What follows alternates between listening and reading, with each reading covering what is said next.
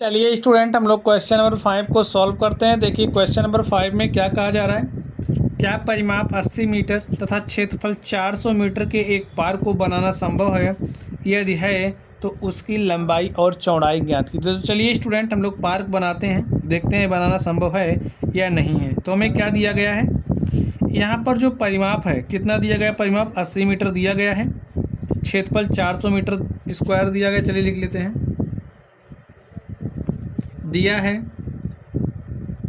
Park का परिमाप, हमें पार्क का परिमाप दिया गया, कितना दिया गया 80 मीटर।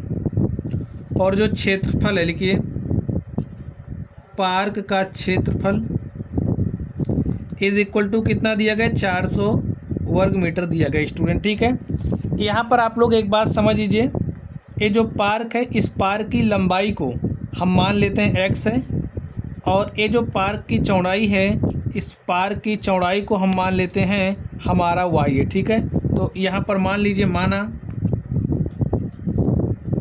पार्क की लंबाई मीटर में है सब कुछ, तो मीटर में ही मानेंगे। माना पार्क की लंबाई बराबर x मीटर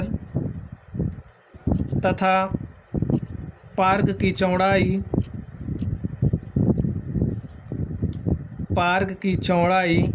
इज इक्वल कितना होता है स्टूडेंट, पार्क की चौड़ाई कितना माना हमने, y माना। ठीक है, y मीटर है।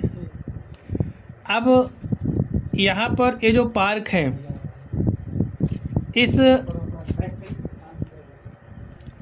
अब ये जो पार्क है इसका परिमाप क्या हो जाएगा। देखिए, परिमाप निकालने के लिए करते क्या है, हम लोग इस पॉइंट से चलेंगे। ठीक है, आप यहाँ से ऐसे चलना शुरू करिए। आपने कितनी दूरी तय करी x, फिर आपने कितना तय किया, भाई ये y है तो ये भी y होगा, तो आपने कितनी दूरी तय करी y, फिर आपने कितना तय किया x और y, तो आपने पूरी कितनी दूरी तय करी x प्लस वाई, फिर x प्लस वाई, तो कितना आपने तय किया 2x प्लस 2y।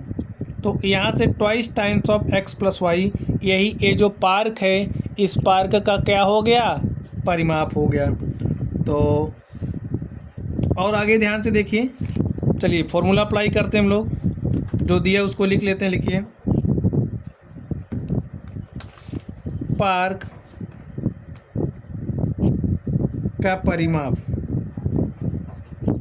देखिए पार्क का परिमाप हमारे पास कितना दिया 80 मीटर, और हमने इस पार्क से निकाला, हमारे पास पार्क का जो परिमाप है कितना आ गया, twice times of x plus y is equal to 80 metre. ठीक है, काट दीजिए 2 से, तो कितना आ गया यहाँ पर 40, x plus y is equal to 40 आ गया हमारे पास।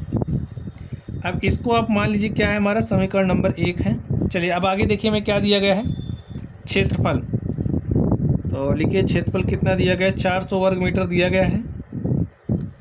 अब यहाँ से क्षेत्रफल निकालेंगे, क्या होगा, देखिए क्षेत्रफल हमारा होता है लंबाई गुणे में चौड़ाई के बराबर, तो ये कितना है 400 वर्ग मीटर है। लंबाई कितना हमने माना x, चौड़ाई हमने कितना माना y, तो हमारे पास x गुणे y इज इक्वल टू कितना आ गया 400 वर्ग मीटर, और इसको आप मान लीजिए समीकरण नंबर 2। तो स्टूडेंट, ये जो हमारा 1 नंबर है इसका हम लोग क्या करेंगे, वर्क करेंगे। लिखिए,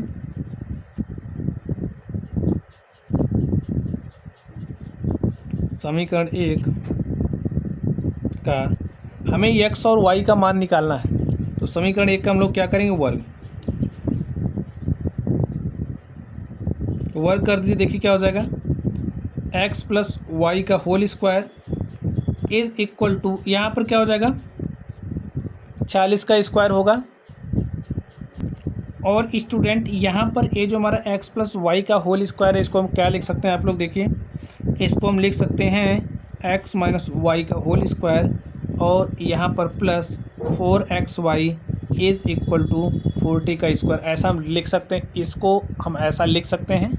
चलिए यहाँ पर लिखिए x माइनस वाई का होल स्क्वायर प्लस 4 इंटू में xy का मान यहाँ पर रख दीजिए, xy का मान कितना है 400, तो यहाँ पर हमने 400 रखा, इज इक्वल टू 40 का स्क्वायर करो कितना हो जाएगा 1600। तो यहाँ पर x माइनस वाई का whole square is equal to, यहाँ पर है 1600 और 4 को आप 400 से मल्टीप्लाई करोगे तो कितना आएगा 1600। तो 1600 को हमने इधर भेजा तो -1600 हो गया, और हमने 1600 में से 1600 घटाया तो हमारे पास कितना आ गया 0। तो यहाँ से x माइनस वाई का whole square is equal to 0। तो इसको हम लिखेंगे जो हमारा x माइनस वाई है वो बराबर किसके हो जाएगा 0 के। भाई इसको आप अलग अलग कुछ इस तरीके से भी लिख सकते हो। तो यहाँ से आपको क्या मिलेगा, x माइनस वाई हमारा बराबर है 0 के, तो x बराबर क्या हो जाएगा y। तो यहाँ से जो हमारा x का मान है वो बराबर है y के मान के, ठीक है। तो स्टूडेंट यहाँ पर हमारे पास आ गया है x is equal to y. तो ये जो x का मान आया है इसे आप समीकरण 1 में रख दीजिए या फिर 2 में रख लीजिए और y का मान निकाल लीजिए। चलिए इसे हम कहाँ पर रखेंगे, इसे हम लोग समीकरण नंबर 1 में रखते हैं। लिखिए x बराबर y समीकरण 1 में रखने पर, समीकरण 1 में रखने पर, तो x बराबर y यहाँ पर आप रखिए। तो y के स्थान पर आप x रख दीजिए, तो x plus x is equal to 40 हो गया। x में हमने x जोड़ा तो हमारे पास 2x इज इक्वल टू 40, और यहाँ से x का मान देखिए क्या हो गया 40 बटे में 2, काट दीजिए 2 1 के 2, 20 में 40, x इज इक्वल टू कितना आ गया 20। तो हमारे पास x का मान आ गया है। स्टूडेंट आप लोग इसको समीकरण नंबर 3 मान लीजिए, ठीक है। अब यहाँ से देखिए ये जो x का मान आया है वो बराबर है y के मान के समीकरण नंबर 3 से। तो लिखिए